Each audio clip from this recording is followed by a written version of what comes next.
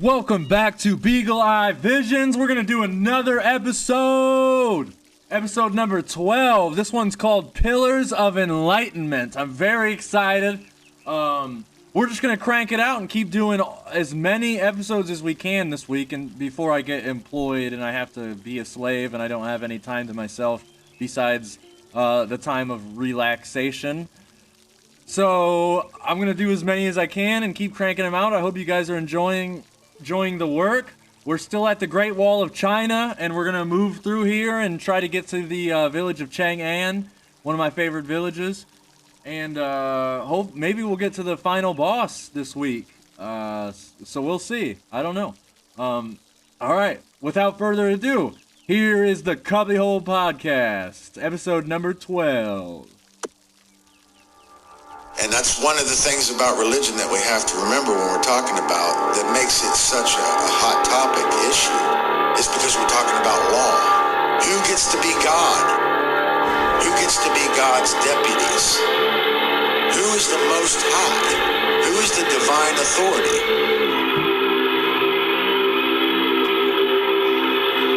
It's all about the claim to the Most High. The only way that somebody can be higher than us is if we give away our power. Because there's nobody, we're all equal.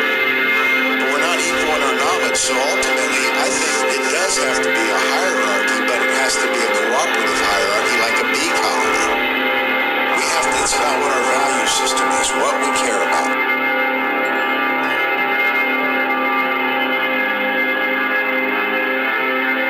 Hello, Hive Mind. Today is July 23rd, 2020. I am your host, Nate Cap, joined by co-host Brandon Martin. Welcome to the 12th CubbyWhole podcast, where important topics are unveiled, discussed, and tested. Our website is CubbyWhole.com. That's CubbyWhole.com. This is a continued show from podcast 11, where Brandon and I went further into the science of natural law, talking about scientism, social Darwinism, solipsism, dishonesty, the human brain, and the mental schisms, aka division of the mind. We're going to continue where we left off, and this show will mostly be about the non-aggression principle and the self-defense principle. So along the lines of lying, I think Adolf Hitler said it best, which is make the lie big, make it simple, keep saying it, and eventually they will believe it. So obviously, lying has been used for the manipulation of the human race for time and eternity. And this is why we have to combat that with the truth. We are here to wage war against lies and deceit. And the truth is belligerent in times of lies and deceit. And it makes people very uncomfortable because they become egoly identified with the lies. Not only do they become identified with the lies that are coming from others, but they also start to believe the lies that they have given themselves. They start to believe them so much that it becomes comfortable for them to stay in that state of mind. It's more comfortable for them to stay there than to get out of their comfort zone and actually face the truth, because it means they have to create change. They have to admit to themselves that they were wrong and that they have been duped by others into believing a wrong idea or a falsehood. So, we have to understand that repetition is not only a form of mind control, but also it is a form of reprogramming. We can reprogram ourselves with repetition. This is something that Bruce Lipton talked about a little bit the reason why a lot of people can't stay in a positive state of mind all the time is usually because their subconscious has been programmed to be negative, to think in negative ways. And so if you want to be in that positive state of mind, you have to reprogram your subconscious with that positivity, and you have to get it to agree with your conscious mind. You have to get your conscious mind and your subconscious mind to agree together. They have to be in non-duality. And lying to yourself repetitively will program and even reprogram. You can reprogram yourself into dark stuff if you do it wrongly, obviously. But what we're trying to do is reprogram or program ourselves with positive things.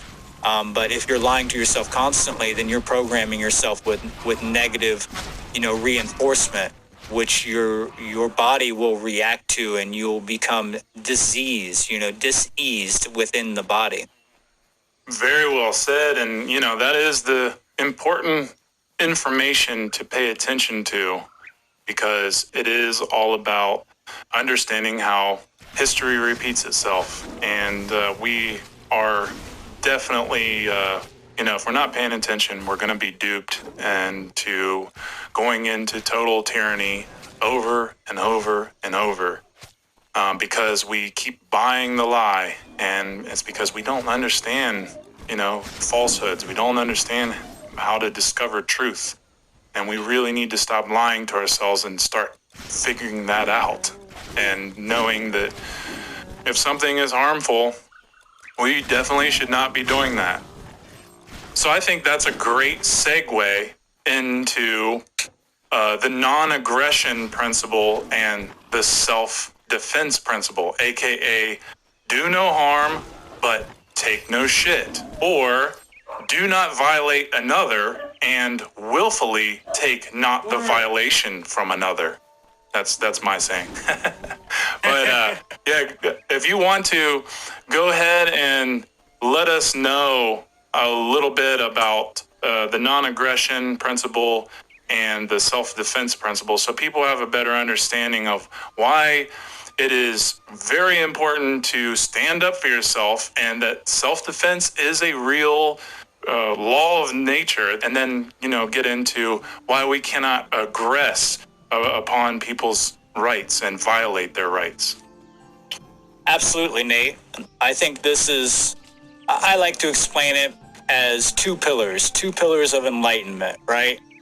And if we just think back to how we were explaining the left brain and the right brain, they also can relate to these components of ourself as well. So they can relate to the sacred feminine component and the sacred masculine.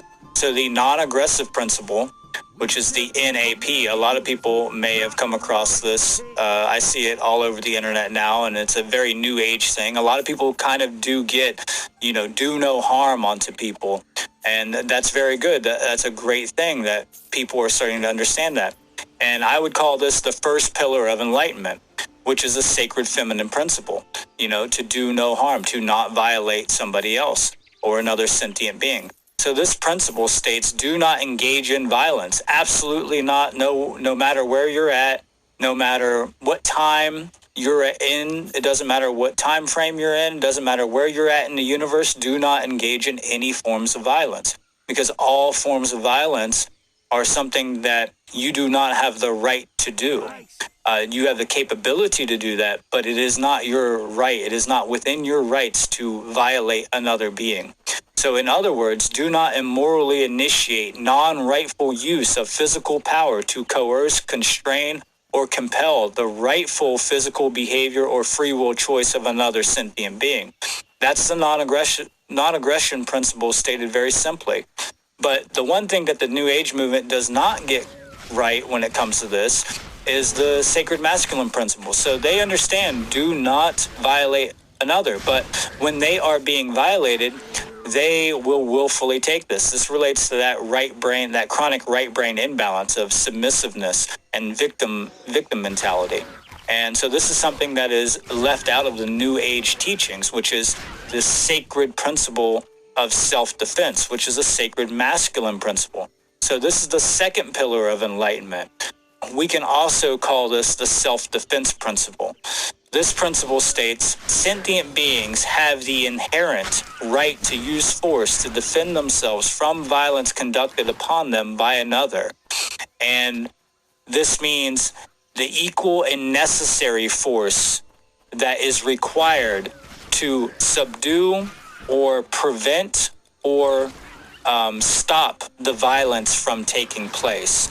So self-defense is a very important part of ourselves. When we negate and neglect on our self-defense principle. We're negating and neglecting on our sacred masculine side of ourselves, which is extremely important. And what you said earlier about it being inherent in nature itself is very important. And I have a quote here by a philosopher that states it very well. Let me see if I can pull it up. So it's William Blackstone is the philosopher who said this. Self-defense is justly called the primary law of nature. So it is not, neither can it be, in fact, taken away by the laws of society. So no matter what law is created in society, one always holds the right of self-defense, especially when it comes to immoral laws, obviously. So anything that is creating or initiating violence against you, you have the right to defend yourself in that scenario. So William Blackstone was a philosopher, and I think that's a very good quote. And then there was another quote that I can just kind of paraphrase off the top of my head, and I can't remember who said it, but it was that self-defense is the oldest law in nature. And I have to concur with that, that it is one of the first assertive principles that takes place, because without self-defense, you're just going to be completely bombarded and vulnerable, and you'll be taken over. You'll be controlled, you'll be destroyed, you'll be assimilated, you'll be annihilated, whatever you want to look at it as. All the bad things that can happen to you will happen to you, because you're going to roll over and take it. You're going to turn the other cheek every single time that it happens, and you will create your own self-inflicted Stockholm syndrome, because you would not stand up and take the right action, the righteous action of doing what is necessary to put down the accosters by whatever means that you need to use to get that done.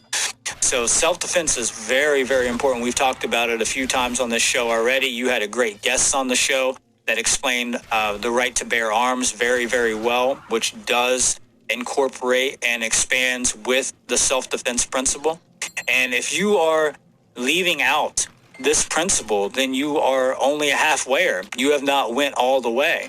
You do not truly have an enlightened mind, in my understanding, because you will allow things like authoritarianism, epigenetics, or epidysgenics, moral relativity. You will allow all the wrongdoings, those 7 sins that we just talked about. You will allow those things to just run amok in society, and you won't do anything to create change. So pedophilia, why do anything about that? Slavery, why do anything about that? Don't ever stand up against your abusers. Just lay back and take it like a good little dog that you are, And I think it's deplorable, and I think it's one of the failures of the New Age movement when it comes to trying to enlighten people, because everybody's just like, oh, it's just about feeling good, and it's not going to feel good to actually stand up and defend myself. Well, trust me, it's going to feel a lot worse when you're not defending yourself than you actually stopping that violence from taking place. We have to understand that we need to stop this violence. And even though I think that we have a long-term educational process of enlightenment that we must go through to create true freedom, that doesn't mean you just sit back and do nothing while you have these elite psychopathic people running amok and destroying this beautiful world and destroying people's lives. You don't just sit back and do nothing. We have to do something about it. And one form of self-defense is education. So, don't think that educating yourself is not a form of self-defense. Understanding yourself, understanding the way that the brain works, understanding the components of natural law. These are forms of self-defense, because it allows you to make better decisions in your world. It allows you to counteract what is going on in this world. And without that knowledge, then you are just left in the emptiness of space, and you have nothing to grasp onto. You have no feet on the ground. You have no boots in the field to actually create work and create change. Exactly, man. Very, very well said. And the thing is, a lot of people are looking for solutions, and this is one of them. This is one of the most powerful solutions, is taking in this information so that way you know your rights. You know that self-defense is not just, some made-up, man-created thing. This is something that we are bound to inherently. I mean, you look at all the creatures on Earth. If you try to initiate any kind of harm to them, any kind of violence to them, what do? They try to defend themselves. Why? Because it's inherent in their nature, just like it is ours. We are sentient beings, and sentient beings means we have feelings and we're able to perceive. We're also able to stand up for ourselves and defend with righteous action, because especially when our rights are being accosted or that we are being violently initiated upon. And this is something that I see so many people thinking that they do not have this right, that the only people that have this right are the people in blue uniforms with badges. Oh God. And it's disgusting.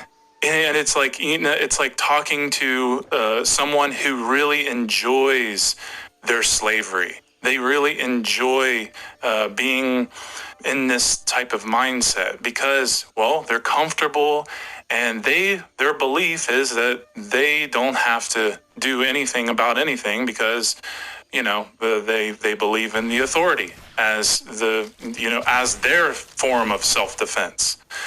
So it's a very, very important principle to understand deeply, and to not let people take advantage of you, or and it's also about standing up for your family and your friends when someone else is accosting them, violating their rights. Don't just stand there and take out your phone.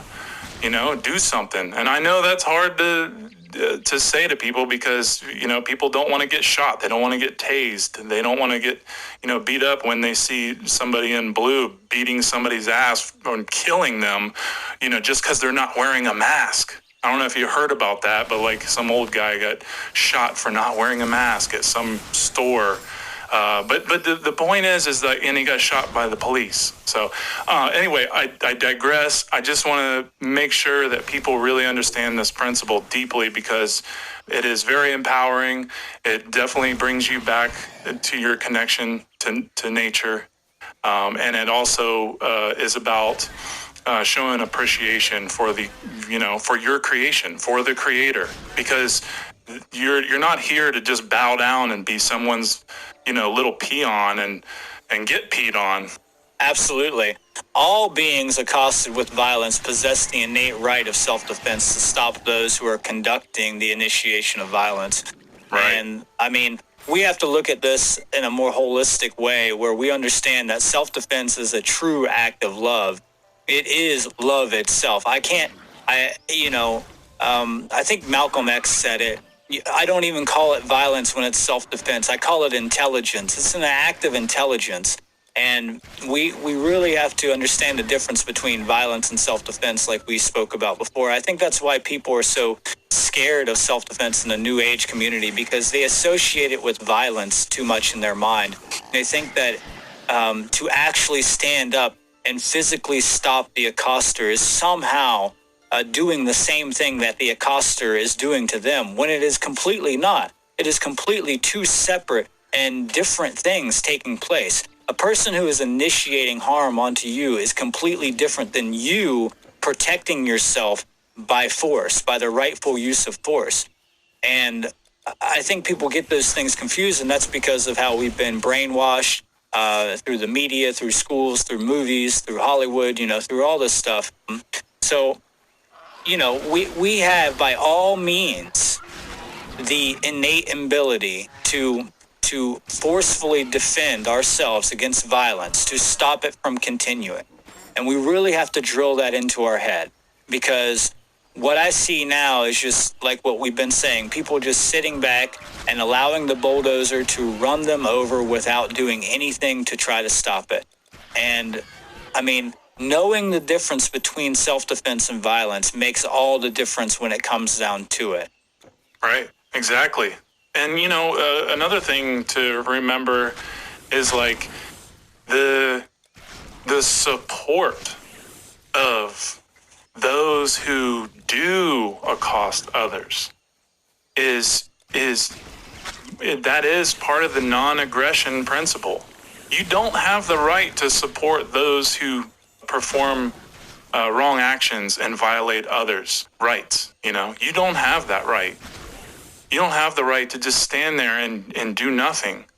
If you see someone doing something wrong, you have to stand up and put your foot down and not allow that. Like, if you were to see, and I understand we live in a very dangerous world where that we feel like there's nothing we can do.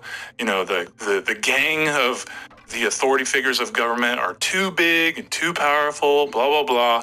And that's such a cop-out. It's such a cop-out. And, I ask myself, are we here to just be cop-outs? No, we're here to, stand in alignment with something so beautiful, which is self-love, which is the love, which is agape, the love of all, the love of the universe, and the principles that we discover that help us stay in alignment, that keep us balanced. This type of information is ultimately, it is the most peaceful solution. And I think that if you don't have this type of information, you end up like, these gangs out on the street that are trying to rebel, and they have no idea what they're actually doing. They're being misled. And when I say gangs, I say that very, very carefully, because it is what's happening. It is, you do see the rise of these movements. They become gangs. They have a gang mentality. It doesn't mean that what they're doing is necessarily wrong, because yes, their rights are being infringed upon. But it's the fact that, if you don't have these principles, if you don't understand these principles, you're going to go out with your gun, half cocked, and you're not going to, you might be doing more damage than good. And that's really what has to be understood. Absolutely, Nate. I see that so much. It's groupthink mentality. Right. You're starting to get gang warfare, even amongst the people who are rebelling against the authoritarians. You have factions of people fighting amongst each other. And that's exactly what will fuel the control system into the future. Is because we're not unified in our task. We're not unified within the knowledge of natural law and what our rights actually are and what our rights are not. So there is no place for man's authority over other men in a civilized society. And self-defense is our means to defend against the accosters, the encroachers upon our civil liberties, and I shouldn't say civil liberties, but our moral liberties, our liberties themselves. The right of self-defense will never cease. It will always be with us. It is among the most sacred and alike necessary to the individual to protect the well-being of their freedom. Without that, you will always be locked with ball and chain, whether mentally, emotionally, or physically, by a person, a manipulator, a psychopath that actually wants to do that to you. It is simply an open playing ground, an open hunting ground for predators when you're not capable of defending yourself. It is just like selecting your prey right off the shelf. They don't have to do anything about it. They can just come in and pick you up and do whatever they want to you. And one more thing I'd like to add about self-defense is that it requires no apology. When you do self-defense, you do not have to apologize to anybody. I hear people apologizing for defending themselves against people. I've heard, girlfriends apologize to violent boyfriends because they decided to stand up and say no to that person, And that kind of gets us into something that I feel is really important when it comes to self-defense, which is what I call like the lost word, what many people have termed the lost word, which is the most powerful word to me, which is no. We have to learn to say no to these people. And if we don't do that, then we will be walked all over. We will be drugged to our ball and chain, and we'll be locked up into our prison because we won't say no. Now, just saying no isn't enough. We have to enact the expression of no. So we can't just tell an accoster, no more, you have to stop, because most likely they won't. And anybody who's been in a violent relationship will understand that. You can say no all you want to that person and they may not stop. So you have to actually enforce that no through self-defense. It has to be no, and I will back it with teeth, you know? This is the line in the sand. This is as far as it goes and no further. You will not cross this line anymore. I am done with it. It's done. It's over. And this is how we have to have, what I mean is that we have to have this type of resolve when it comes to facing the iniquities and inequities that we are facing today. So when it comes to these bullies, because that's really what they are, we have to draw that line in the sand no matter what and say no and then enforce that. Just like Neo in the Matrix, when he finally realizes his own full potential and he stands up against the agents of the system and he holds his hand out and he says no. You know, holding that hand out is symbolic of saying stop. You will not cross this line anymore. You know, no further. You will not do anything. And what does he do? He stops the bullets in that scene. And that's metaphorical for stopping the harm from the system, you know? That's metaphorical for stopping. You're not going to literally stop bullets, but eventually, I mean, technically you will if you get to stop the violence from taking place. You will stop those bullets because those are, you know, that's violence in that scene where the Agent Smith and the two other agents are shooting bullets at him. That's violence. So he's stopping the violence by saying no more. This is done. You know, I have the power. I'm taking my power back. I'm a full sovereign being and I'm fully awakened and you will not do this to me ever again. Yeah, there's another example where the character does not stop them, but his actions is exactly what is needed. No, you know, so you're not always going to win. You're not always going to win with the no, but it's about, you know, stating that you are not going to take this and you have crossed the line and I'm not going to allow this type of behavior any longer. And one of the, it's funny when you brought up the Matrix, I was thinking of another allegorical scene, which is when the soldier is in his blue uniform or his blue Avatar suit in the movie Avatar, and he wakes up and tries to stop the bulldozer that's bulldozing the whole, you know, the land, all the trees and everything. And he goes up and he smashes the camera and he, you know, makes them stop. And he's telling them, like, you know, you're not going to do this. Well, that is what, you know, that is the part of the no that we're talking about. It's like, you know, standing up and not allowing them to bulldoze us any longer. So two very incredibly allegorical movies that, you know, if you haven't seen, definitely watch those with new eyes and understanding these principles. Yeah, I love both of those movies. Some of my favorites, obviously.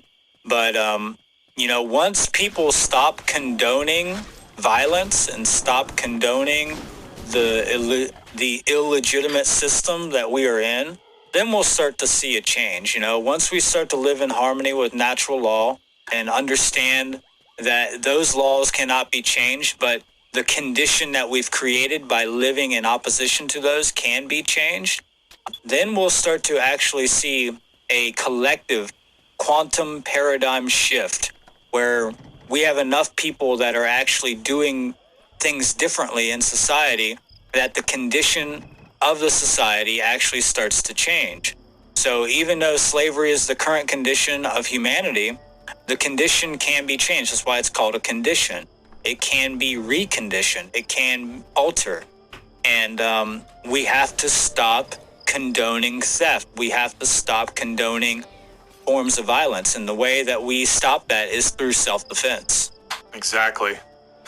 Well, man, this show has been outstanding and definitely very powerful, especially with understanding the schisms and the religious, you know, worldviews that a lot of us fall into. So hopefully this show has been informative. Is there anything else you wanted to say before we get off here, Brandon? No, it's just been a pleasure, and I'm very happy to be doing this work. It's always great to get on here with you, Nate. I love what you have to say. I love your work, and I'm just really excited to continue to progress and push forward with the CubbyWhole podcast. Looking forward to getting some gear out there in the future for people. If people are interested, we probably will be having stickers and probably some t-shirts in the near future. So anything that you can do to help support the podcast, donations are welcome. Anything, even just sharing our stuff on social media, sharing it to your friends, anything that you can do to get the word out, we really appreciate that. And we really love your feedback also. So if there's anything that you can think of that we need to improve on, go ahead and hit us up, and we'll do our best to try to make things better for the viewing audience, the listening audience. So, yeah, thank you for having me on as a co-host again.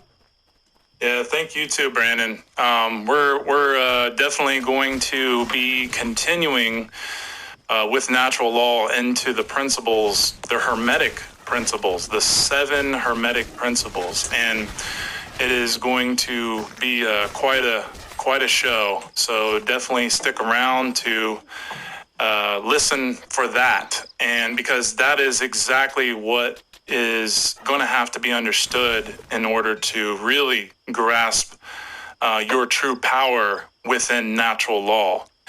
So that's all the time we have today, guys. And if you are looking for any more information on this show, just visit CubbyWhole.com. That's CubbyWhole.com, and you'll find all the news, updates, videos, and much more. And we hope you found value here again. So please stay tuned for the next shows, and we will be like I said, we'll be expanding on natural law, and it's going to be really awesome.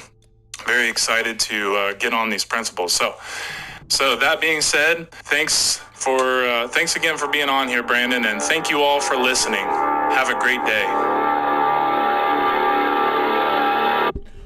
All right, another one in the books, and thank you guys for being subscribed to Beagle Eye Vision. Shout out to our very loyal but silent subscribers. We are at 103 at the time of this video. Hope you made it this far. That was a nice little easy episode, one and done. The next episode will be number 13. I don't have any show announcements. Maybe we are now partnered with W.GG. W.GG. So go to W.GG, order some drinks, get yourself a cup, get yourself a nice sweater, and use the code Beagle Eye Vision, and you'll get 10% off, and you support the channel at the same time. I can't wait to get some products. We ordered a cup and some caffeine-free. I forget what flavor it is. I'm very excited to try it out. But like I said, thanks again if you made it this far. Please stay tuned. Look out for music on the channel. We will get better equipment. We will get better microphones, and the sound quality of the music videos will get much better. Be patient. Thank you for being here, and stay tuned and stay golden.